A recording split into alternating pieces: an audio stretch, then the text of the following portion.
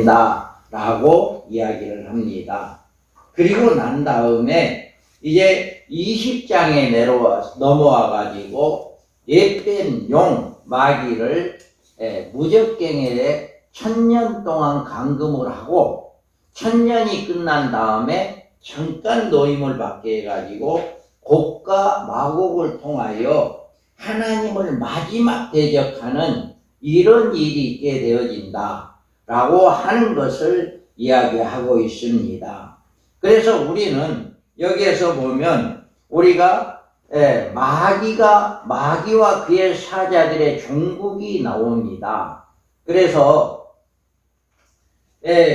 조금 전에 19장과 20장과 19장엔 이렇게 아마겟돈 전쟁에서 그대로 이어지는 계시다. 그래서 우리가 쓰고 있는 이 성경은 지난번에도 한번 이야기를 했습니다마는 장과 절은 사람이 만들었다. 그래서 성경이 장으로 구분해 놓은 것은 13세기 초에 영국의 교직자 스티븐 랜턴으로 프랑스 파리 대학교의 교수로 역임할 때 이렇게 성경을 장으로 나누었다 라고 이야기합니다. 그 후에 300년 뒤인 16세기 중반에 프랑스의 유명한 인쇄업자 겸 학자인 노베르 에스티엔이 성경을 훨씬 더 쉽게 찾아볼 수 있도록 장을 구별해 놓은 데에서 절을 또 이렇게 구별해서 모든 성경들을 쉽게 찾을 수 있도록 이렇게 구분을 해 놓았다라고 이야기합니다. 그래서 우리가 보면 계시록 19장 20절에서 이제 끝나는 것이 아니라 바로 이제 이어지는 그래서 계시록 20장에서 20장 1절, 2절, 3절까지가 이어지는 이런 일들이 계시록 19장 21절에서 이어가지고 1, 2, 3절이 바로 이제 옛뺀 용을 무적갱에 잠그는 그런 일을 하고 있는 거기 때문에 이제 우리가 장과 절을 나눈다고 봤을 때 19장 21절, 22절, 23절, 24절이 바로 20장 1, 2, 3절이 되는 더 매끄럽고 이게 하나의 문장으로 이렇게 연결이 잘 되어지는 이런 것이 되지 않았을까라고 생각을 합니다. 그래서 이 19장은 어린 양의 혼인잔치로 빛나고 깨끗한 세마포 옷을 입은 성도들이 공중 휴거시에 찬양하는 모습이 나오고 주님의 재림으로 하늘 군대와 아마겟돈을 모인 짐승 군대와 싸워서 새들의 잔치가 열려지고 그 다음에 짐승과 거짓 선지자는 산채로 붙잡혀서 유황불 붙는 못에 던져지는 이런 일이 이제 19장에서 끝이 나면 바로 20장 1, 2, 3절에서는 바로 이렇게 옛뱀 용이 무적갱에 감금되어지는 이런 역사가 일어난다 라고 하는 것입니다. 그래서 우리가 보면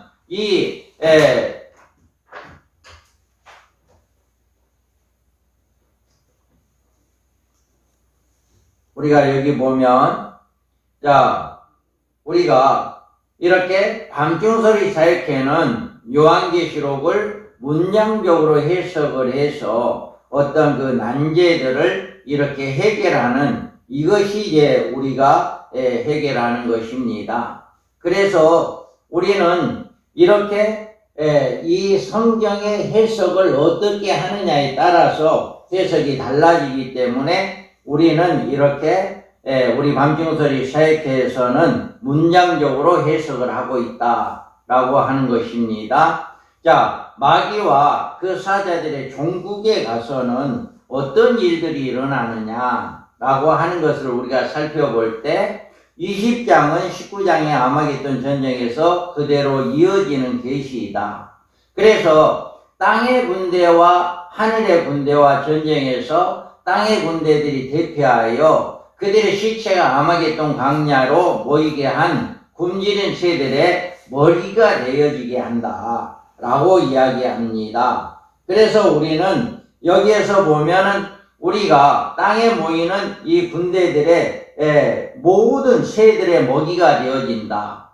그래서 그 나머지 말탄 자들의 입으로부터 나오는 검의 죽음에 모든 새가 그들의 살로 배불리더라. 아멘. 아멘. 이와 같이 이런 일들이 마지막 때 일어나게 된다라고 합니다. 그 다음에 이제 짐승과 거짓 선지자가 전쟁 현장에서 산채로 잡혀서 유황불 붙는 못에 던져지는 이런 일이 일어납니다. 짐승이 잡히고 그 앞에서 표적을 행하던 거짓 선지자도 함께 잡혔으니 이는 짐승의 표를 받고 그의 우상에 경배하던 자들을 표적으로 미혹하던 자라. 이 둘이 산채로 유황불 붙는 못에 던져지고 아멘. 이와 같이 마지막 때에 이렇게 산채로 불 붙는 못에 던져지는 이런 일을 하게 되어진다라고 하는 것입니다.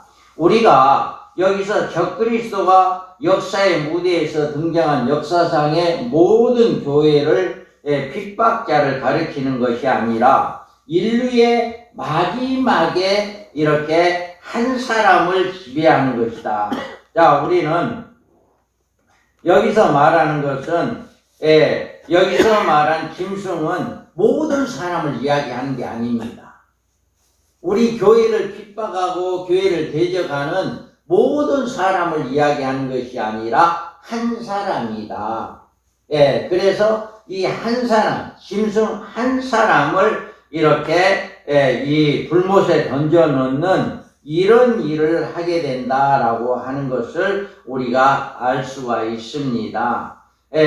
그리고 우리가 여기서 거짓 선지자도 이어서 이렇게 불못에 던져진다라고 이야기를 하고 있거든요. 그래서 거짓 선지자 역시 모든 우리 교회를 미혹하고 하는 모든 사람들, 이단들, 이런 사람들이 아니라 한 사람이다. 그래서 인류의 마지막에 종교의 모든 책임자인 그 한 사람과 인류의 전 세계를 제패하고 있는 적그리스도 한 사람, 이 두 사람이 왜 그러냐면 여기에서 미혹하던 자라 이 둘이 산채로 유황불 붙는 못에 던져진다 라고 이렇게 이야기를 하고 있습니다. 그렇기 때문에 모든 미혹했던 거짓 선지자나 모든 지금도 미혹하고 있는 적그리스도가 아니라 개개인 그 한 사람이다라고 하는 것을 우리는 알 수가 있습니다.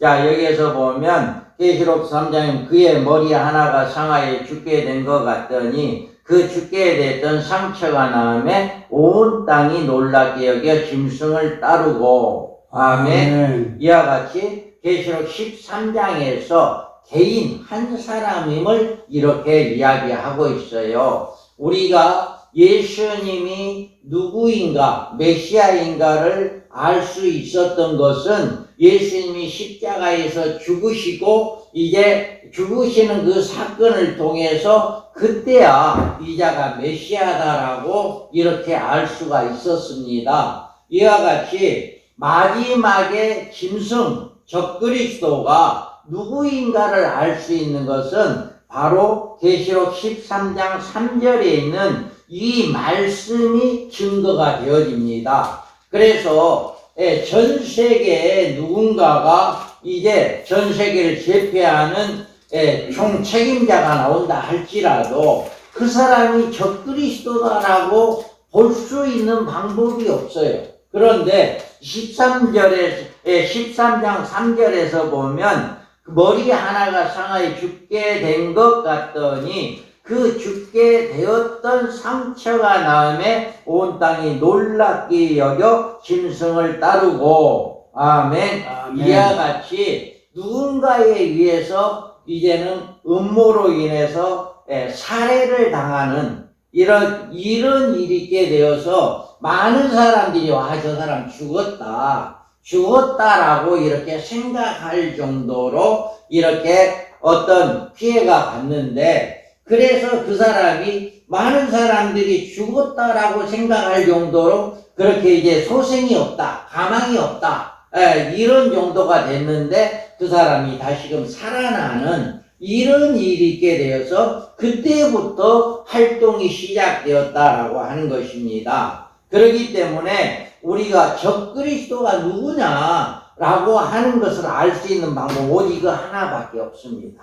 그래서 이 사람이 누군가 위해서 살해를 당하는 이제 이런 일을 당했지만 죽은 것이 아니라 이렇게 다시금 살아나는 이런 일이 일어나서 다시금 그가 이제 전 세계를 제패하고 모든 사람이 그를 따르는 이런 일이 있게 되어진다 라고 하는 것을 우리가 알 수가 있습니다. 그래서 우리는 이와 같이 거짓 선지자 또 짐승이 이렇게 산채로 불못에 던져지는 데살로니가 후서 4절에 보면 저는 대적하는 자라 범사에 일컫는 하나님이라 성배함을 받은 자에 뛰어나 자존하여 하나님의 성전에 앉아 자기를 보여 하나님이라 하느니라. 아멘. 이와 같이 이제 나중에 자기가 마치 하나님인 양 이렇게 예루살렘 성전에 들어가는 이런 일이 있게 되었는데 이런 자들이 이자가 바로 이제 마지막 때에 이렇게 아마겟돈 전쟁에서 산채로 불붙는 못에 던져지는 이런 일이 있게 되어진다 라고 하는 것을 말씀을 하고 있습니다. 또 데살로니가 후서 2장 11절에도 이러므로 하나님의 유혹을 저희 가운데 역사하게 하사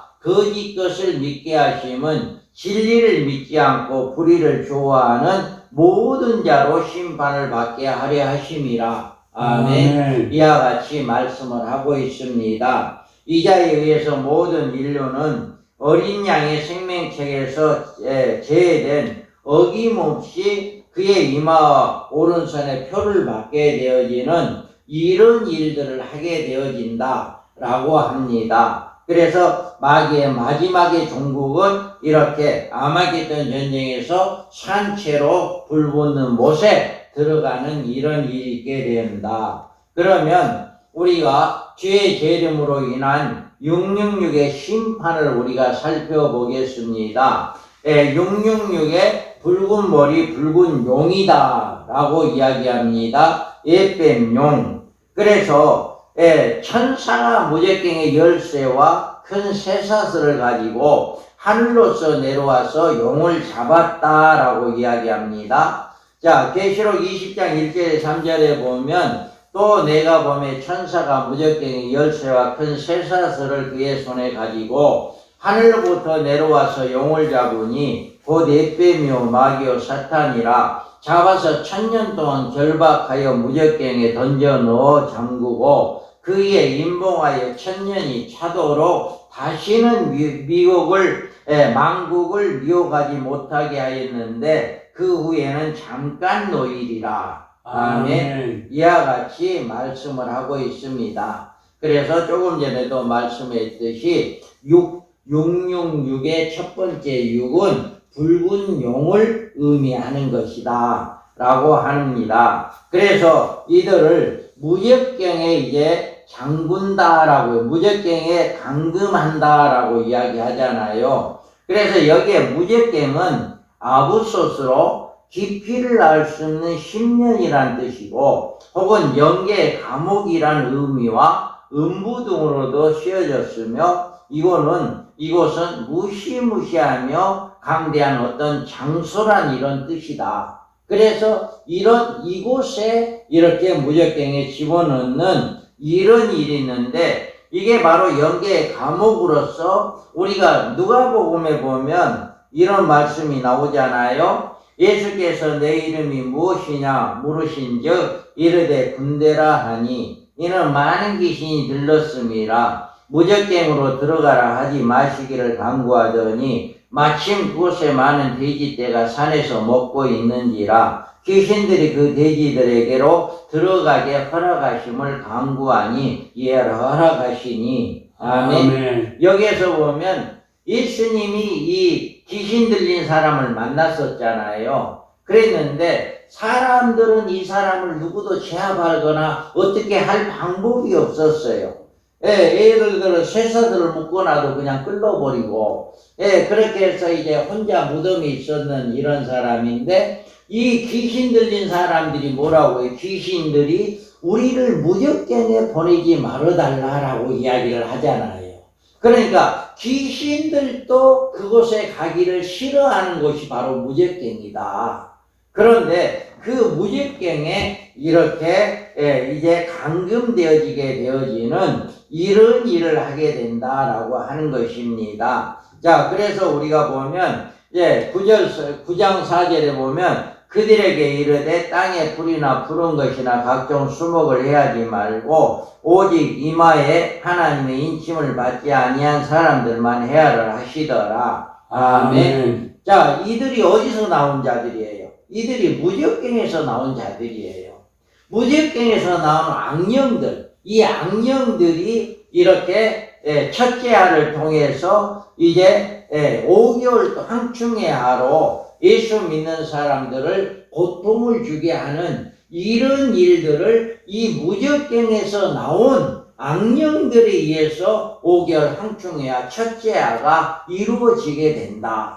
그래서 이 무적갱이라고 하는 이곳은 이렇게 악령들이 들어가 있는 곳, 그곳에 이제 옛된 용을 다시금 집어넣고 거기에서 1000년 동안 감금을 해놓는 이런 일을 하게 된다라고 하는 것을 이야기하고 있습니다. 그래서 그리스도의 재림으로 새로운 시대, 그리스도의 그의 나라 천년왕국이 세워질 때는 악령의 존재가 필요치 않고 이 나라를 회복된 에덴 동산이기 때문에 사회가 화평과 사랑과 여호와를 경외하는 지식으로 충만한 시대입니다. 그렇기 때문에 죄악도 어떤 유혹도 없고 범죄함도 타락함도 있을 수가 없다. 그래서 사탄을 왑뺀 용을 이렇게 무적갱에 감금을 해서 1000년 동안 감금을 시키는 이런 일을 하게 된다라고 합니다. 자, 그 다음에 우리가 보면은 666 붉은 머리 붉은 용에 결박하여 무적갱에 던져 잠그고 잠그는 이유에 대해서 우리가 알 수가 있습니다. 왜 무적갱에 잠글까? 차라리 그냥 예수님이 재림했을 때 짐승과 거짓 선지자를 불붙는 못에 던져 넣었던 것처럼 그렇게 한꺼번에 던져 넣어버리면 또다시 그럴 필요가 없이 그렇게 될 텐데, 이 옛뱀 용만큼은 그렇게 불못에 던져 넣지 않고 무적갱에 감금을 하는 이유가 뭐냐라고 하는 겁니다. 여기에서 보면 무적갱에 던져 놓고 잠그고 그에 임봉하여 1000년이 차도록 다시는 만국을 미혹하지 못하게 하였는데 그 후에는 반드시 잠깐 놓인다 라고 이렇게 이야기합니다. 그러면 이들을 적그리스도나 거짓 선지자처럼 한 번에 처리하지 아니하고 왜 이렇게 잠궈 놓느냐라고 하는 거예요. 그 일은 다시금 한번 하나님이 이 옅뺀 용 사탄 마귀를 사용하기 위해서입니다. 언제 사용합니까? 언제 천년왕국이 끝나는 그 시점에 가서 다시 한번 그곳에 있는 미혹을 하여서 하나님은 택자와 불택자를 갈라야 하기 때문에 이 일을 마친 후에야 하나님께서 이 붉은 용을 이 적그리스도와 거짓 선지자가 있는 그곳에 다시금 집어넣는 이런 일을 하게 된다라고 합니다. 그래서 우리가 여기에서 잠그는 이유는 다시 한번 사용하기 위해서입니다. 하나님이 택자와 불택자를 선택하는데 사용하기 위해서. 언제 누구를 위해서냐? 천년왕국에서 많은 사람들이 자식을 낳습니다. 그래서 바다에 모래 같다라고 이야기를 합니다. 그러니까 그 천년왕국에서 낳은 아이들을 미혹해서 그를 이렇게 하나님 나라에 들어가지 못하게 하는 이런 일을 하게 된다. 그 일이 끝나고 나면 바로 산채로 이제 무적갱에 이제 적그리스도와 거짓 선지자가 들어가 있는 불못에 던져 넣게 되어진다 라고 하는 것을 우리가 알 수가 있습니다. 그 다음에 우리가 보면 또 그들을 미혹하는 마귀가 불구한 유황못에 던져지니 거기에 그 짐승과 거짓 선지자도 있어 세세토록 밤낮 괴로움을 받으리라. 아멘. 이런 일이 있게 되어진다라고 합니다. 두 번째 666의 두 번째 짐승, 이 짐승은 누구냐라고 하는 것을 이야기합니다. 내가 보니 바다에서 한 짐승이 나오는데 뿔이 10이요 머리가 7이라 그 뿔에는 10안간이 있고 그 머리는 들에는 신성모독하는 이름들이 있더라. 아멘. 여기에서 보면 두 번째 보면은 이 짐승이 누구냐라고 하는 거예요. 바다에서 나온 짐승이다라고 이야기해요. 그래, 이 바다라고 하는 것은 전 세계를 의미하는 것이고 또 뿔이 10이다, 머리가 7이다 라고 이야기합니다.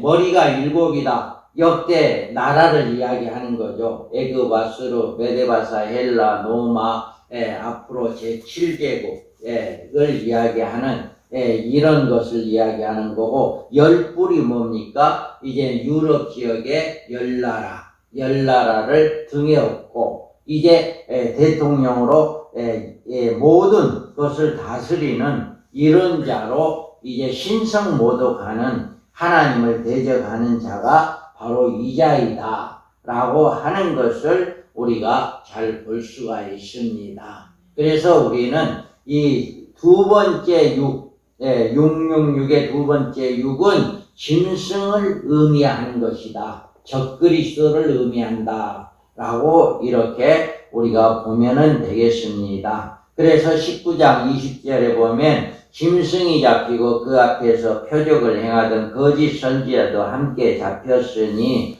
이는 짐승의 표를 받고 그의 우상에 경배하던 자들을 표적으로 미혹하던 자라. 이 둘이 산채로 유황불 붙는 못에 던져지고 아멘. 이와 같이 짐승이 누구이다 라고 하는 것을 우리가 이 말씀을 통해서 알 수가 있습니다. 그래서 666 중에 두 번째 6은 이제 적그리스도 짐승을 의미하는 것이다 라고 하는 것으로 우리가 보면되고요. 세 번째 6 마지막 셋째 6은 거짓 선지자를 이야기합니다. 그래서 이 거짓 선지자도 여기 보면 13장 11절에 보면 내가 봄에 또 다른 짐승이 땅에서 올라오니 어린 양같이 두 뿔이 있고 용처럼 말을 하더라. 아멘. 자, 13장 1절에는 바다에서 올라온 짐승이 있었죠.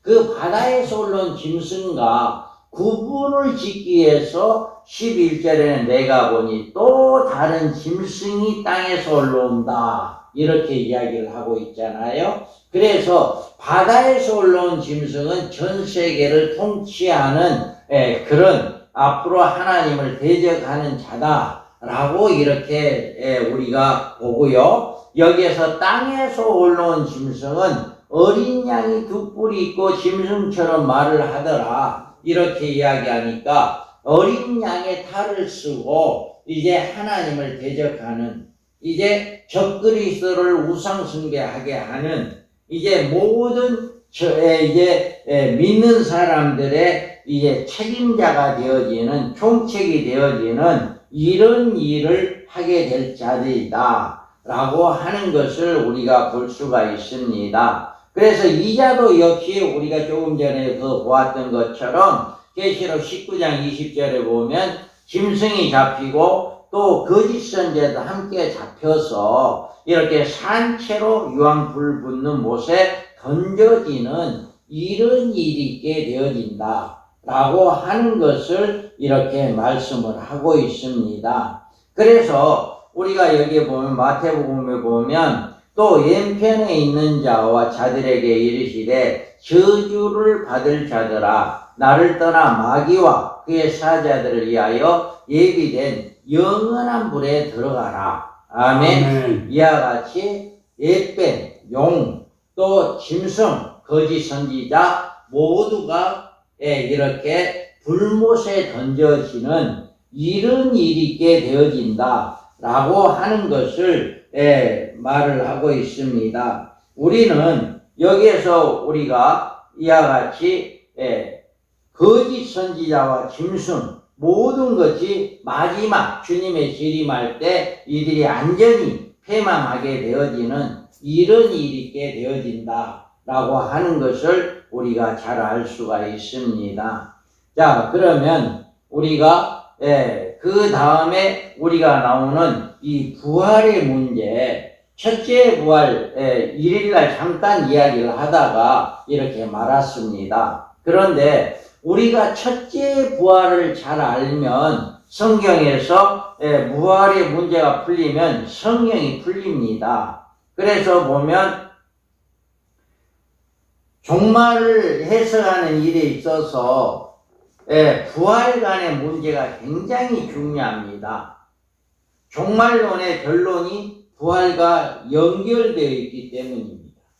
그리고 첫째 부활에 관한 문제는 부활의 문제를 해결하는 결정적인 열쇠가 됩니다. 그래서 이 첫째 부활이 열려지지 않으면, 해결되지 않으면 부활의 문제가 해결되어지지 않습니다. 그리고 이 첫째 부활과 이 둘째 부활이라고 이야기도 하고 마지막 부활이라도 이야기를 합니다. 그런데 성경에는 둘째 부활이 없어요. 그런데 신학적으로 둘째 부활이라고 이야기하는 신학도 있습니다. 그런데 우리가 성경적으로는 둘째 부활이 아니라 마지막 부활입니다. 그래서 우리가 이 본문에 나오는 20장에 나오는 이 부활을 여러분이 오늘 좀 확실하게 여러분이 알게 된다면 종말론에 연구하는데 굉장한 도움이 될 것이고 또 성도들에게도 이렇게 확실하게 부활에 관해서 잘 가르쳐 줄 수가 있습니다. 우리가 왜 이 문제에 이렇게 부활의 문제가 되느냐라고 하는 것을 보면 이렇게 종말과 부활의 문제가 있는데요. 신학의 오류에 나와서 모순이 나옵니다. 그래서 신학적으로 이제 신학의 가장 중요하면서도 가장 위험한 일은 어떤 성경적인 문제에 대한 일반적인 결론이 딱 되어버리면 그것을 번복이 안 돼요. 번복이 안 되기 때문에 이와 같은 신학적으로 하나 딱 결정을 해놔버리면 이렇게 그걸로 그냥 성경이 신학을 우애가 있어야 하는데 신학이 우애가 있는 거예요. 그래서 신학 중심으로 성경을 해석을 하다 보니까 이렇게 잘못되어지는 이런 경우가 있습니다. 예를 들어서 무천년 같은 경우에는요, 그들은 천년왕국이 없다라고 이 결론을 내려놨잖아요. 천년왕국이 없다라는 결론을 내려놨기 때문에 이제 이미 천년왕국이 없다라고 결론을 내려놨는데 여기에서 우리가 계시록 20장에서 보면 계시록 20장에서 보면은 뭐예요? 여기에서 보면 내가 보면 보좌를 보니 거기에서 앉은 자들이 심판을 하는 권세를 받았더라. 또 내가 본 예수를 증언한가 하나님의 말씀 때문에 목배임을 당한 자들의 영혼들과 또 짐승과 그의 우상에게 경배하지 아니하고 그들의 이마와 손에 그의 표를 받지 아니하는 자들이 살아서 그리스도와 더불어 1000년 동안 악노릇하리라. 아멘. 이렇게 1000년 동안 악노릇한다라고 이야기를 하고 있잖아요. 그런데 이 말을 이미 자기네들은 천년왕국이 없다라고 이야기를 했기 때문에 이 말을 그냥 받아들이면 자기의 그 신학이 잘못된 걸로 인정이 돼버리는 거죠. 천년왕국이 있는 걸로 인정이 돼버리는 거죠. 그러다 보니까 이 말씀을 엉뚱하게 해석을 합니다. 그래서 여기에서 무천년자들은 이 액면대로 이렇게 받아들이지 아니하고 이 천년왕국이 지금 우리가 살아가는 사람들의 삶이 천년왕국이다. 이렇게 억지 주장을 하고 있는 거죠. 그래서 무천년주의자들이 이렇게 억지주의, 그리고 첫째 부활을 영적으로 해석을 해서 우리가 예수 믿고 구원받았다라고 이야기하잖아요. 구원받았다라고 하는 이것이 바로 첫째 부활이다. 이렇게 영생을 얻게 되어지는 예수를 믿고 구원받은 것이 이것이 첫째 부활이다. 이렇게 억지 주장을 무천년주의자들은 이렇게 하고 있습니다. 그래서 우리가 여기에서 보면 사탄이 무적경을 결박하기 1000년 동안 이제 결박을 한다라고 이야기하잖아요. 그런데 이 1000년 기간을 천상의 교회를 의미하고 그리스도 안에 죽은 성도들의 천국에 올라가 그곳에서 살아가는 생활이 바로 그리스도로 더불어 1000년 동안 악노릇하는 기간이다. 이렇게 억지 주장을 무천년설에서는 하고 있습니다. 그래서 무천년설의 신학 안에 성경을 해석함으로 진리에 벗어나 비성경적인 해석으로 성령의 감동이나 조명을 받은 해석이 될 수 없다라고 하는 것을 우리가 잘 알 수가 있고요. 그 다음에 역사적 전철연설에 주장하는 신학이 있습니다. 이들 역시도 이렇게 어떻게 이들은 이제는 첫째 부활을 이야기하는 거예요. 첫째 부활. 여기에서 보면 1000년이 차기까지 살지 못하고 이는 첫째 부활이다. 이렇게 이야기하잖아요. 그런데 이 역사적 전철연설에서는 이 첫째 부활자가 누구냐? 이거를 성경적으로 해석을 하지 않습니다. 그래서 이렇게 역사적 전철연설에서는 첫째 부활이란 성도들의 부활이고 둘째 부활은 불신자들의 부활이다. 이렇게 딱 신학으로 정립을 해놔버렸어요. 그러니까 신학으로 첫째 부활은 성도들이고 둘째 부활은 마지막 불신자들의 부활이다. 이렇게 딱 못 박아놔버려 결론을 내려놔버렸기 때문에 이걸 가지고 이제 첫째 부활이 무엇이다라고 해석을 할 수가 없는 거지.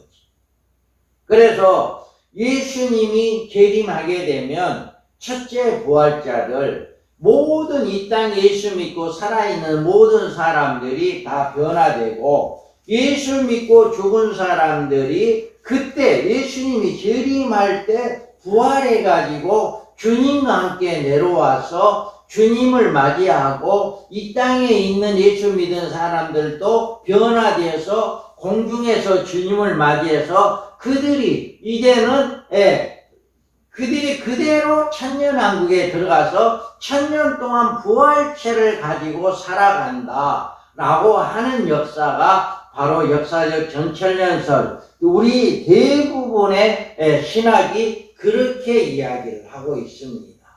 그래서 이미 신학이 그렇게 결론을 내려놔버렸기 때문에 이것이 변론이 안 되는 겁니다.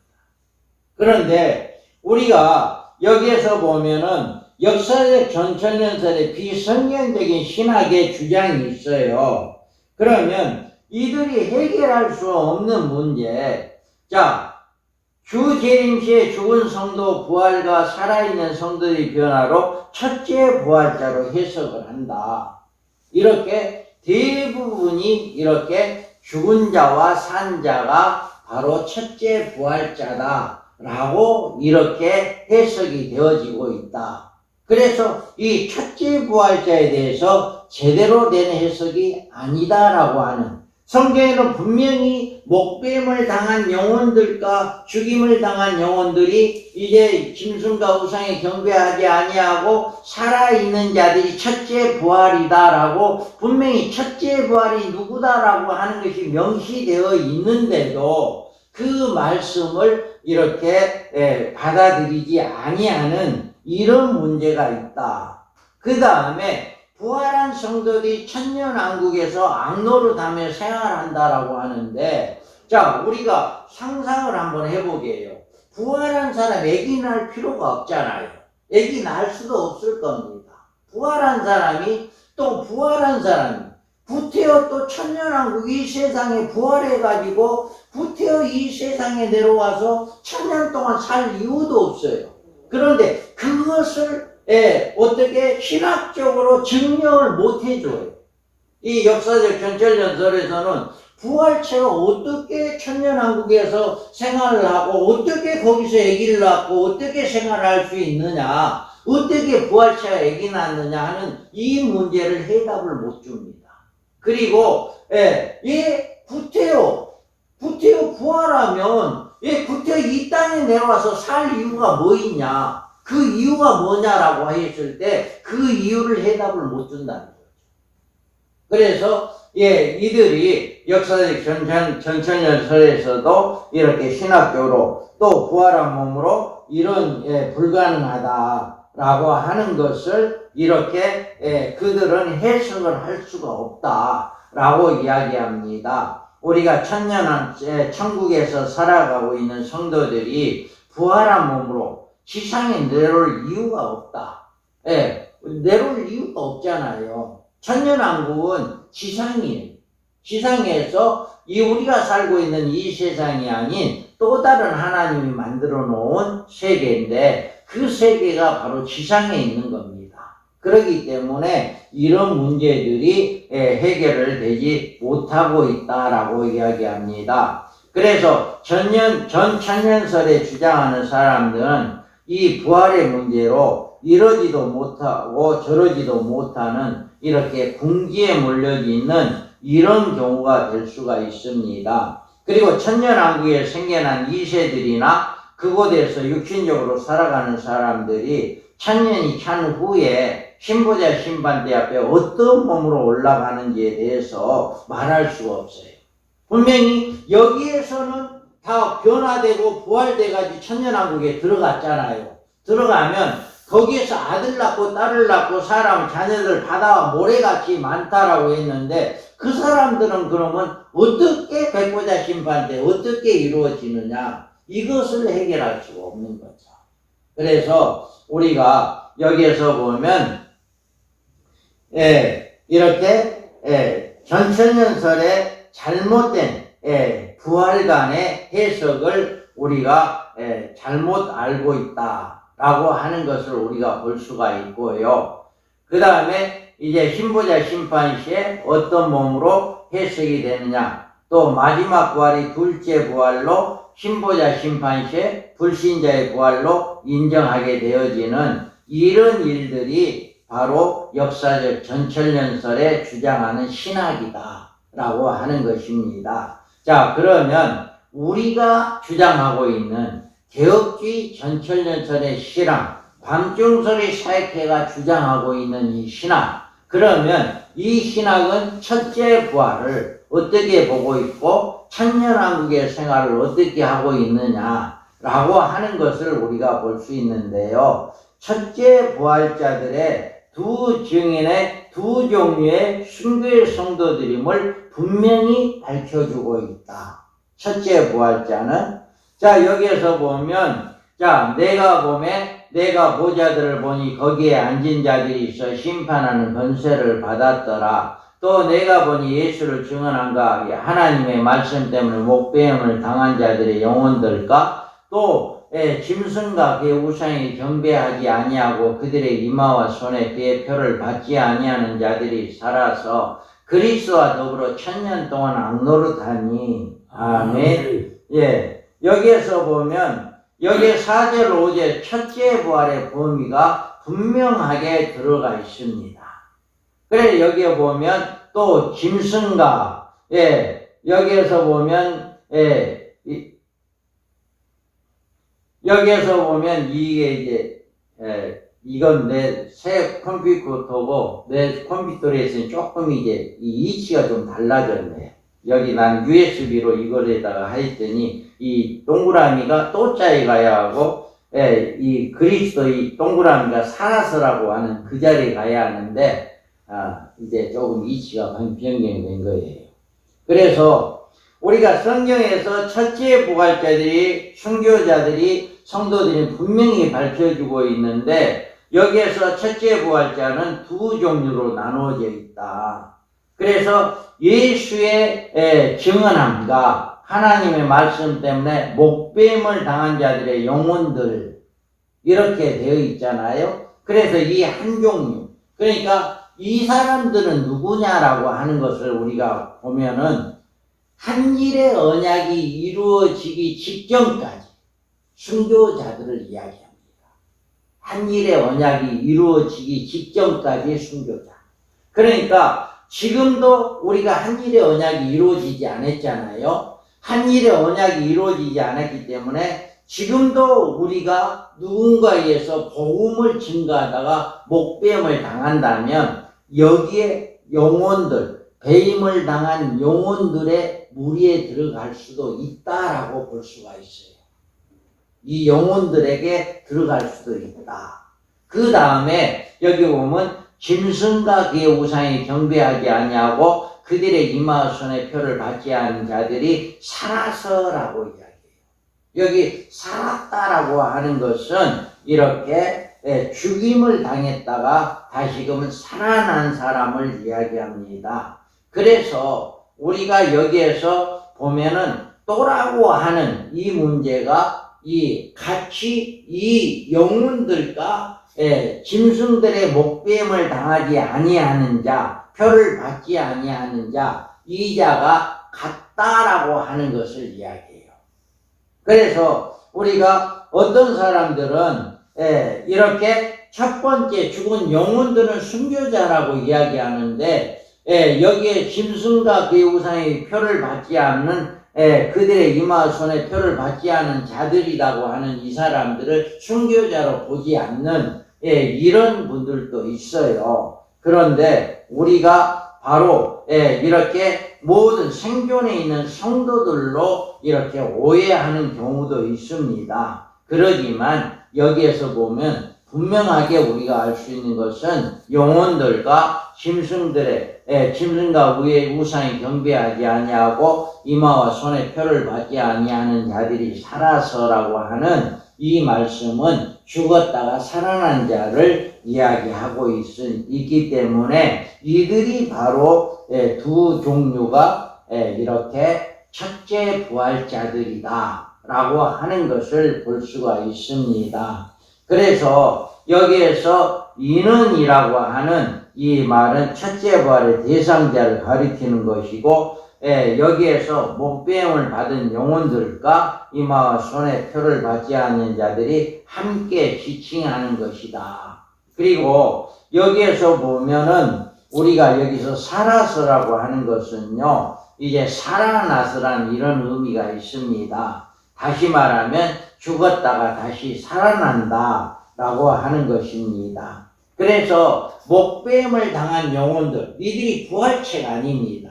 지금 이 당시에는 부활체가 아니잖아요. 영혼들이라고 이야기했기 때문에 부활체가 아니고요. 여기서 짐승과 우상이 경배하지 않은 자들이 이마에 손을 표를 받지 아니하는 자들이 이들도 죽기는 죽었는데 부활한 게 아니었죠. 그런데 여기에서 살아서라고 이야기하는 이 말에 그러니까 한 일의 언약이 이루어지기 직전까지 순교자들과 한 일의 언약이 일어나서 1260일 동안 복음을 증거한 14만 4천 명이 죽임을 당해서 3일 반 만에 다시금 살아나는 이런 역사가 일어날 때 그 죽은 영혼들과 이 살아나는 이들이 부활되어지는 이런 사건이다라고 볼 수가 있죠.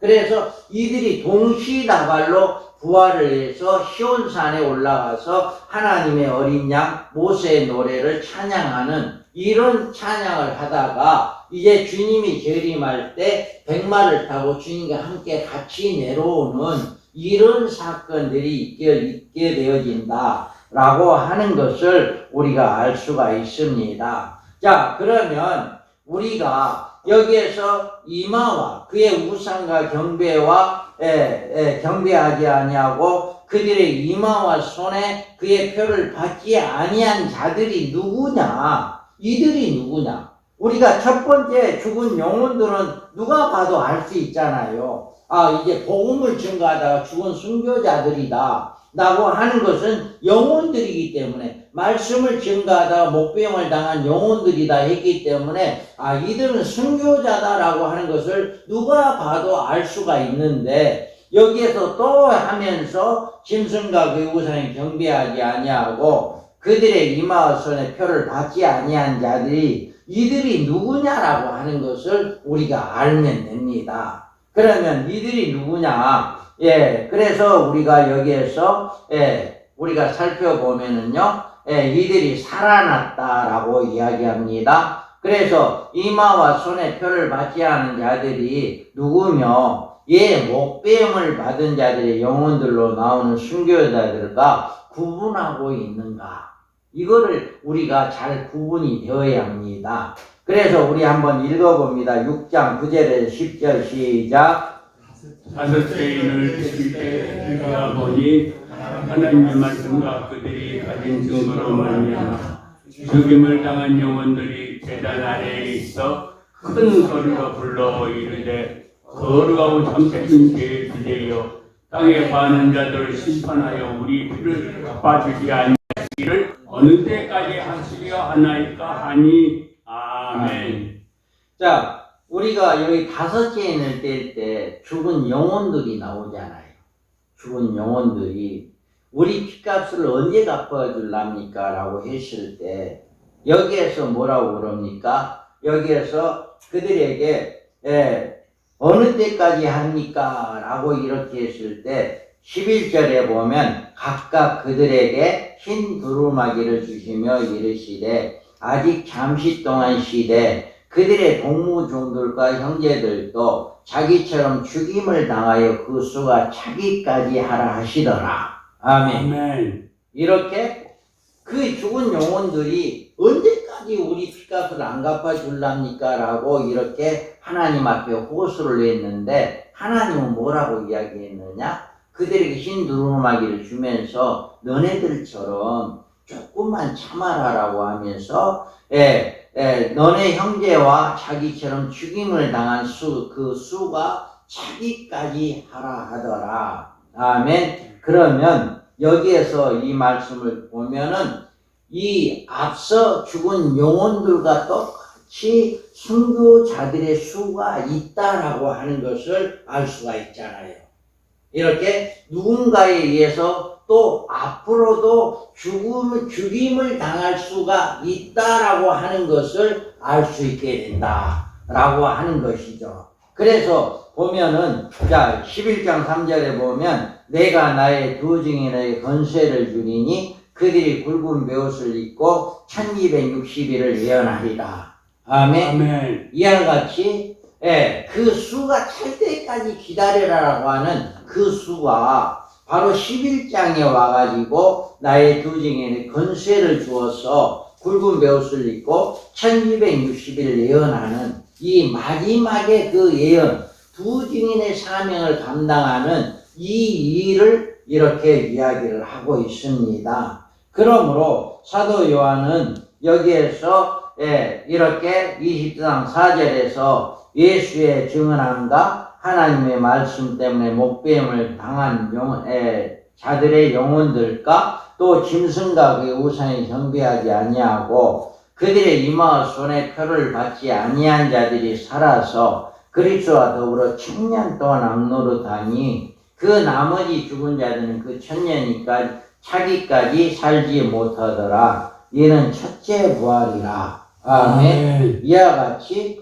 바로 이 계시록 6장에서 호소하는 영혼들이 우리의 핏값을 언제 갚아줄래냐라고 하나님께 호소했는데 하나님은 너희 조금만 기다려라. 예, 너네들 똑같이 죽임을 당한 그 수가 찰 때까지 기다려라 라고 말씀을 하시면서 그 자들이 바로 짐승, 거짓 선지자를 대적하고 마지막 1260일 동안 복음을 증가하는 14만 4천 명의 그 수가 이제 복음을 증가함과 동시에 죽임을 당하는, 그래서 다시금 살아나는 이런 역사가 일어나는 것으로 이렇게 구분이 되어진다라고 하는 것입니다. 그래서 이와 같이 우리는 이 첫째 부활의 두 종류가 바로 한일의 언약 전에 순교를 당한 영혼들, 그 영혼들과 한일의 언약과 동시에 1260일 동안 마지막 복음을 증가하는 14만 4천 명의 그 복음을 증가하는 자들이 죽임을 당하고 그들이 살아나는 것이 바로 첫째 부활자들이다 라고 하는 것을 우리가 성경을 통해서 알 수가 있습니다.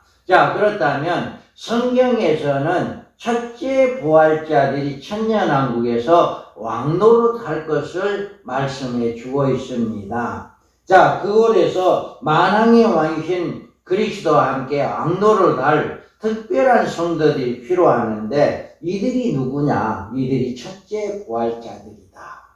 그래서 첫째 부활자는 이렇게 왕노릇 한다라고 이야기합니다. 그래서 선교자의 영광이 이처럼 크다 하는 사실을 우리가 알고 우리는 이렇게 늘 두 증인의 사명자, 순교자의 사명자로 우리가 늘 소망을 갖는 이런 역사가 일어나기를 원합니다. 어떠한 경우라도 주를 위해서 가장 영광스러운 순교자의 자리에 이르는 그런 일을 하는 데는 조금도 두려워하지 않는 이런 우리 사역회 모두가 되기를 원합니다. 그래서 우리는 이렇게 천년왕국의 첫째 부활자가 왕노릇 하게 된다라고 하는 것입니다. 그래서 또 성경은 마지막 부활자들이 누구인가에 대해서 말씀을 해주고 있어요. 그래서 보면 그 나머지 죽은 자들은 그 천년이 차기까지 살지 못하더라. 이렇게 이야기하고 있잖아요. 그러니까 첫째 부활자와 마지막 부활자를 구분을 해놓는 거잖아요. 그래서 이 첫째 부활자는 이렇게 순교자들이지만 이렇게 마지막 부활자는 마지막 부활은 나머지 죽은 자들은 천년이 차기까지 살지 못하더라라고 하는 이것을 통해서 이제 첫째 부활자들과 마지막 부활자들의 이 시차가 천년이란 설이 있다. 그래서 예수님의 재림할 때 부활해서 오신 분들이 천년왕국이 지나고 난 다음에 끝나고 난 다음에 마지막 부활이 있기 때문에 천년이 넘는 그 시차가 있게 되어진다라고 하는 거예요. 그래서 이 마지막 부활자들이 누구냐라고 하는 것은 이제 예수를 믿은, 이제 예수를 믿은 모든 자들이 이들이다라고 하는 거죠.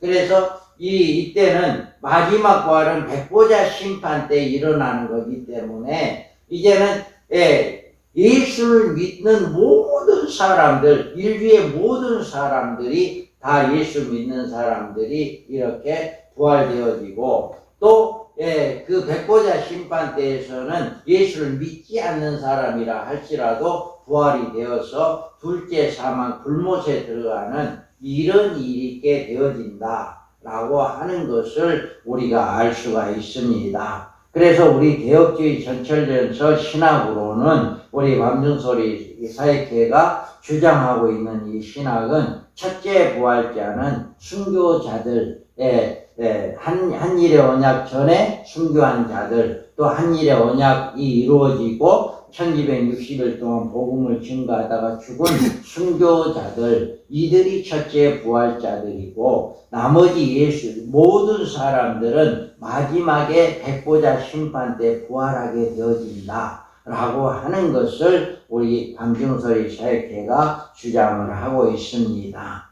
그래서 우리는 성경에서 공중휴거시에 성도들의 변화받지 않고 이렇게 이야기를 합니다.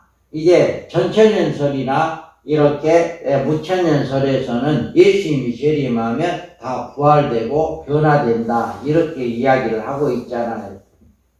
그런데 우리 밤중소리 사역회는 개혁주의 전천년설에서는 이 공중휴거시에 성도들이 변화받지 않는다라고 이야기를 합니다. 그 이유는 여기서 데살로니가전서 4장 16, 17절에 보면 주께서 호령과 천사장의 소리와 하나님의 나팔로 친히 하늘로 쫓아 강림하시리니 그리스도 안에서 죽은 자들이 먼저 일어나고 그 후에 우리 살아남은 자들도 저희와 함께 구름 속으로 끌어올려 공중에서 주를 영접하게 하시리니 그리하여 우리가 항상 주와 함께 있으리라. 아멘. 아멘. 예, 여기에서 이야기하는데 여기에서 우리는 부활이라고 하는 이야기가 없어요.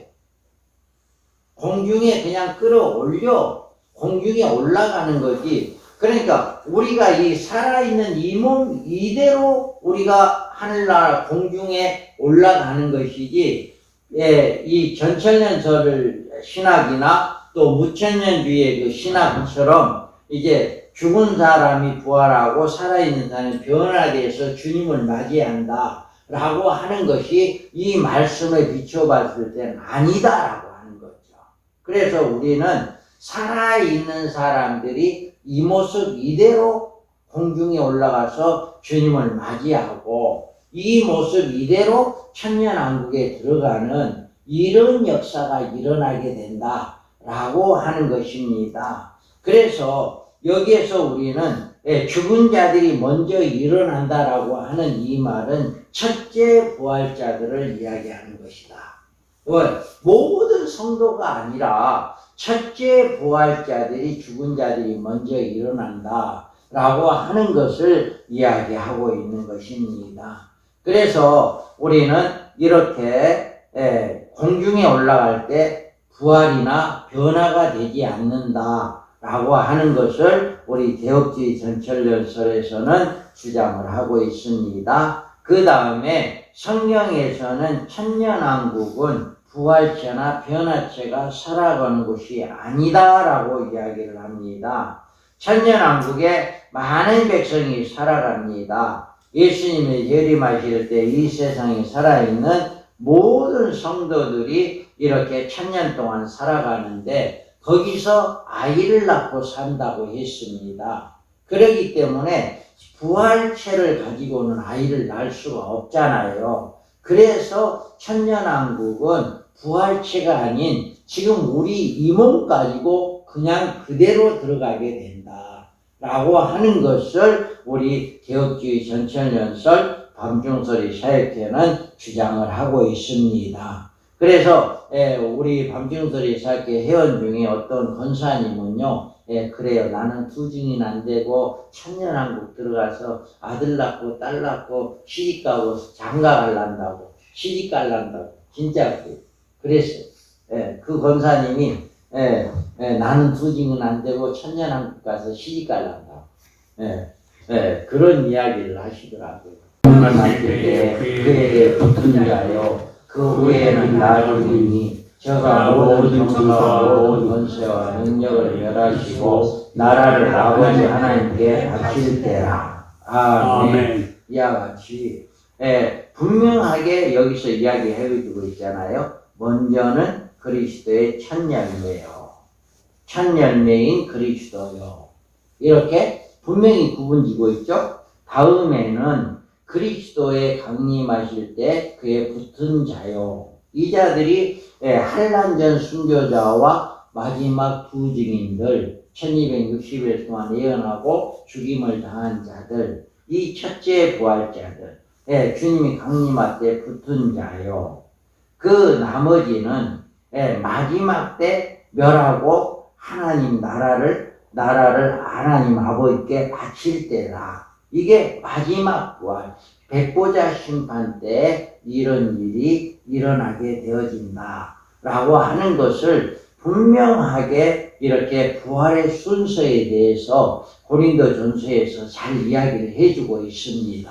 그렇기 때문에 우리는 어떤 신학에 매여서 성경을 해석하기보다 성경 중심적인 해석이 바른 해석이다. 그래서 여기에서 분명하게 첫째 부활자와 마지막 부활이 이렇게 구분되어진다 라고 하는 것을 볼 수가 있고요. 요한복음 5장 28절에서 보면 이를 놀랍게 여기지 말라. 무덤 속에 있는 자가 다 그의 음성을 들을 때가 오나니 선한 일을 행하는 자는 생명의 부활로 악한 일을 행하는 자는 심판의 부활로 나온다. 여기에서 생명의 부활, 심판의 부활이 바로 천국과 지옥으로 이렇게 구분이 되어진다 라고 하는 것을 우리가 볼 수가 있습니다.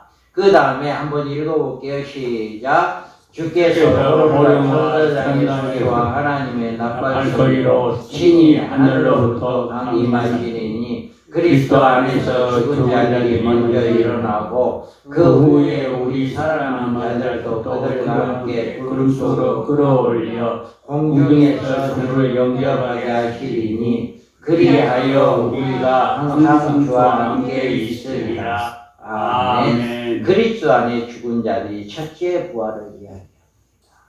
첫째 부활. 그러면 여기에서 계시록 6장 9절에 다시 한번 읽어봅니다.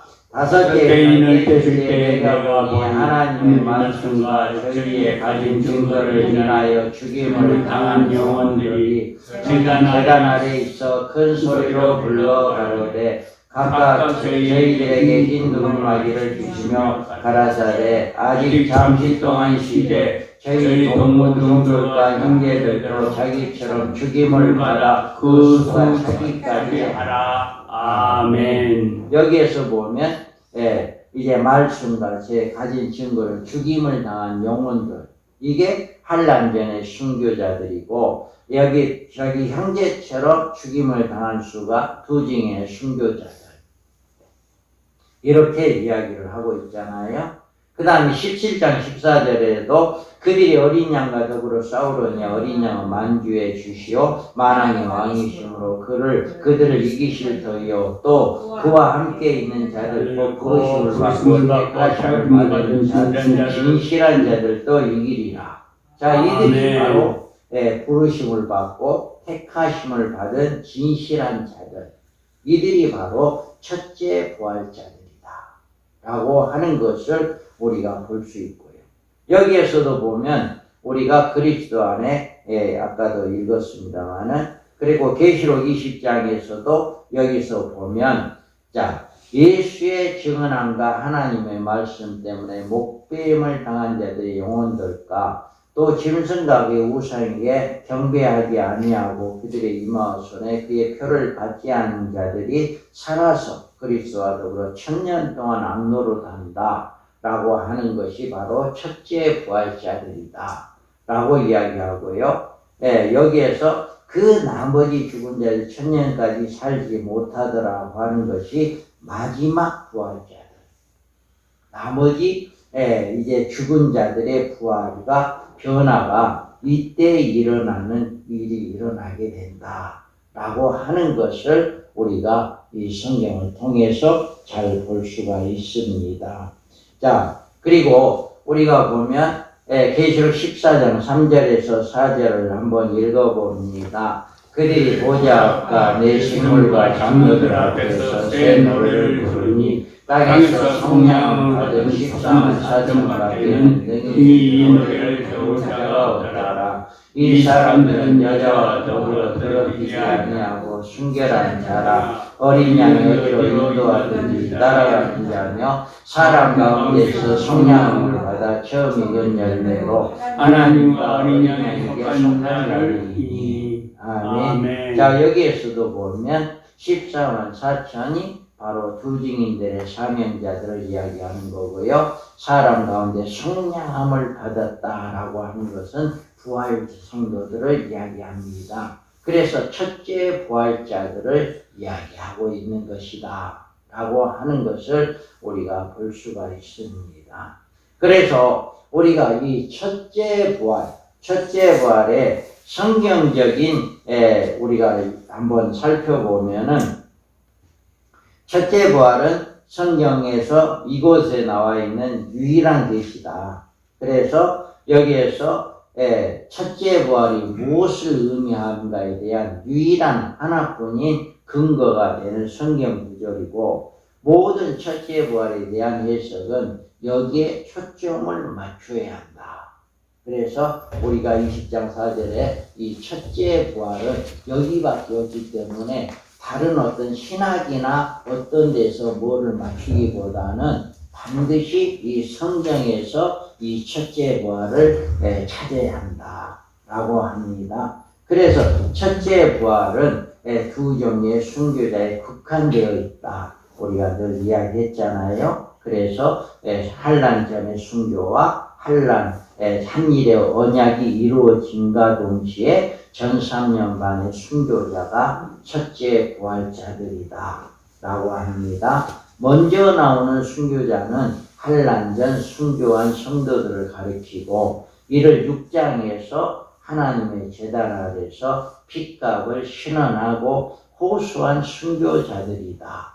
그래서 우리는 순교자들 6장에서 5째를 뗄 때 내가 보니 하나님의 말씀과 그들이 가진 증거로 말미암아 죽임을 당한 영혼들이 제단 아래에 있어서 큰 소리로 불러 이르되 거룩하고 참되신 대주의 땅에 거하는 자들을 심판하여 우리 피를 갚아주지 아니하기를 어느 때까지 하시려 하나이까 하니, 바로 이와 같이 우리가 환난 전의 순교자들, 그러니까 한일의 언약에 이루어지기 전까지 순교자들. 그래서 우리는 지금도 이 순교자의 반열에 들어가려면 우리 순교하면 됩니다.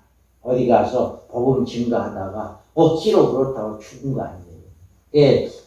우리가 순교자의 그 반열, 첫째 부활자에 소속된 그 반열은 분명하게 이야기하는데, 누군가에 의해서 목뱀을 당한 자들이라고 이야기했기 때문에 복음을 증거하다가 죽임을 당한 자들, 이것이 바로 그 포인트가 된다. 그래서 우리는 그냥 예를 들어서 예수 믿는 것 때문에, 우리 6.25 때 이제 그런 사람들이 영암에도 많잖아요. 예수 믿은 것 때문에 이제 다 끌려가가지고 한 군데에 집어넣고 다 불살라버리고 죽여버리고 그렇게 했는데, 그건 예수 믿은 것 때문이에요. 예수 믿은 것 때문에 그렇게 죽임을 당했어요. 그러면 예수 믿은 것 때문에 죽임을 당했기 때문에 이건 순교자라. 그러니까 첫째 부활자에 해당하는 순교자가 될 수가 없다고 볼 수가 있죠. 그런데 이 첫째 부활자에 해당하는 순교자는 내가 물론 그 사람들도 누군가에서 죽임을 당했지만 그건 복음을 증거하다 죽은 것이 아니고 예수 믿는 것 때문에 죽은 거기 때문에 그것이 과연 순교자가 될 수가 있을까라고 하는 의문을 가질 수가 있습니다.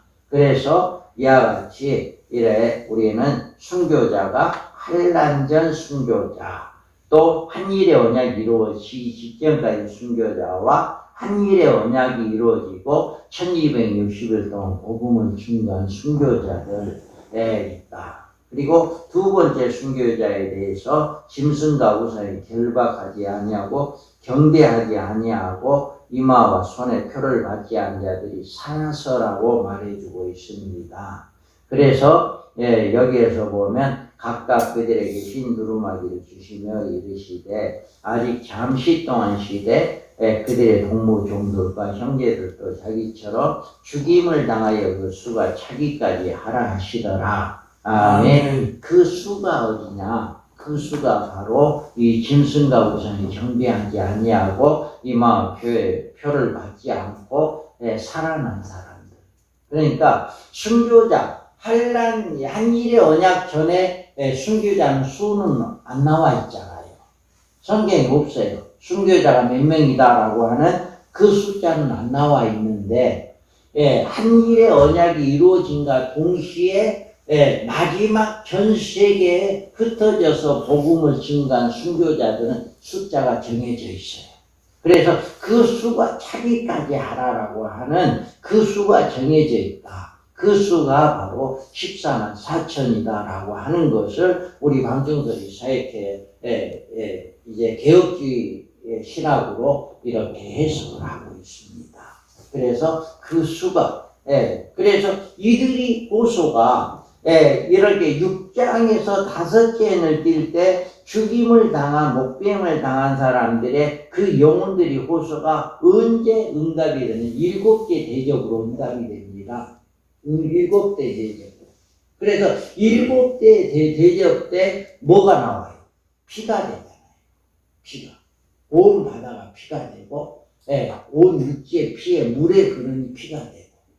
그렇게 해서 그 피값을 갚아주기 위해서 모든 살아있는 사람들이 피를 마실 수밖에 없는 이런 7대 대접 때 이런 사건들이 일어나게 되는 거예요. 그래서 바로 이 6장에서 호소한 응답이 바로 7개 대접으로 이루어진다라고 하는 것을 우리가 알 수가 있습니다. 그 다음에 주님의 재림 시에 죽은 모든 성도들은 부활하는데 그 부활이 첫째 부활이라는 기존의 신학적인 주장은 비성경적이며 첫째 부활도 아니며 또 주님의 강림하실 때 성도들이 모두 부활하는 것도 아니다. 아멘. 여러분 이거는 여러분 꼭 주님이 올 때 모든 성도들이 죽은 성도들이 부활하고 예수 믿은 사람들이 다 변화돼서 공중에서 주님을 맞이한다. 이거는 절대적으로 비성경적입니다. 성경에 맞지 않습니다. 그래서 절대적으로 제가 여기 와서 몇몇 목사님들과 대화를 나눈 과정에서 대부분이 그렇게 말씀을 하시더라고요. 예수님이 재림하면 다 부활하고 다 변화돼서 공중에서 주님을 맞이한다. 이렇게 말씀을 하시더라고요. 그런데 절대로 그것은 성경적이 아니다. 반드시 우리 주님은 첫째 부활자만이 주님이 재림할 때 그 첫째 부활자만이 부활을 해서 주님과 함께 내려오고 그 예수 믿고 살아있는 모든 사람들은 변화되지 아니하고 하늘로 공중에 올라가서 주님을 맞이하고 변화되지 않은 몸으로 천년왕국에 들어가서 천년을 살게 되어진다. 그래야만이 거기서 시집가고 장가가고 아이를 낳고 생활을 할 수 있는 이런 일을 할 수 있게 되어진다 라고 하는 것을 우리가 성경적으로 이렇게 반드시 이제는 첫째 부활이 죽은 성도들이 다 부활한 게 이게 첫째 부활이 아니라 라고 하는 것을 우리가 알 수가 있어요. 여기에서 한번 고린도전서 한번 읽어볼래요? 아까도 읽어봤습니다만은 아담 안에서 모든 사람이 죽은 것 같이 그리스도 안에서 모든 사람은 삶을 얻으리라. 그러나 각각 자기 차례대로 되리니 먼저 천리는 이미 그리스도요 다음에는 그가 강림하실 때에 그리스도에 속한 자요 그 후에는 마지막이니 그가 모든 통치와 그와 능력을 멸하시고 나라를 아버지 하나님께 가실 때라. 아멘. 이와 같이 분명하게 고린도전서에서 순서가 나와 있습니다. 부활의 순서가 분명하게 나와 있는데 이 말씀을 번복시켜 버리는 거예요. 신학이라고 하는 그 틀에다가 이 말씀을 갖다 쫙 맞춰버리니까 억지 해석이 나와버리는 거죠. 그래서 우리는 반드시 이 고린도전서에 있는 부활의 순서를 그냥 그대로 우리는 천열매인 그리스도, 예수 그리스도가 부활의 천열매고 그가 강림할 때 그에 속한 자가 첫째 부활자고 마지막 부활은 백보자 심판 때에 모든 죽은 사람들이나 그때 모든 불신자들도 그때 부활하게 되어진다 라고 하는 것을 우리가 분명하게 이렇게 알 수가 있게 되어집니다. 그래서 우리는 첫째 부활, 이 마지막 부활이 여러분 분명하게 구분이 되어지는 이런 역사가 있기를 원합니다. 아멘. 우리가 보면 첫째 부활에 계속해서 이제 누릴 영광을 우리가 살펴보면요. 한번 읽어봅니다. 시작. 우리가 보자들을 보니 거기에 앉은 자들이 있어 심판한 권세를 받았더라. 또 내가 보니 예수를 증언함과 하나님의 말씀 때문에 목뱀을 당한 자들의 영혼들과 또 짐승과 그 우상들에 경배하지 아니하고 그들의 이마와 손에 그 표를 받지 아니한 자들이 그리스도와 더불어 천년 동안 왕노하나니 그 나머지 죽은 자들은 그 천년이 차기까지 살지 못하더라. 이는 첫째 부활이라. 이 첫째 부활에 참여하는 자들은 복이 있고 거룩하도다. 둘째 상황이 그들을 다스리는 권세가 없고 도리어 그들의 하나님과 그리스도의 제사장이 되어 천년 동안 그리스도와 더불어 왕노하리라. 아멘. 자, 여기에서 봐도요, 우리가 백성들이 있습니다. 세마포로 단장한 신부들, 혼인잔치에서 어린 양의 아내로 누리는 축복이 이렇게 나옵니다. 그래서 어린 양의 아내로 할렐루야, 주 우리 하나님 곧 전능하시니까 통치하시도다. 우리가 즐거워하고 크게 기뻐하여 그에게 영광을 돌리세. 어린 양의 혼인계약이 이르렀고 그 아내가 예비하였으니 그에게 허락하사 빛나고 깨끗한 세마포를 입게 하셨은즉 아멘. 이와 같이 첫째 부활자 그들의 누릴 영광에서 우리가 보면 백성들은 세마포를 입고 단장을 합니다. 그래서 일반 성도들은 이렇게 세마포를 입고 어린 양의 혼인잔치 아내로 축복을 내리고요. 안건자들이 있어요. 안건자들은 첫째 부활자들이에요. 그래서 주님과 더불어서 왕노릇하는 축복이 이렇게 순교자들에게만 있는 겁니다. 그래서 이 순교자가 얼마나 큰 복인가 라고 하는 것을 우리가 알 수가 있어요. 그래서 이 첫째 부활에 참여하는 자들은 복이 있고 거룩하다. 그들이 하나님과 그리스도의 제사장이 되어 천년 동안 그리스도와 더불어 왕노릇하리라.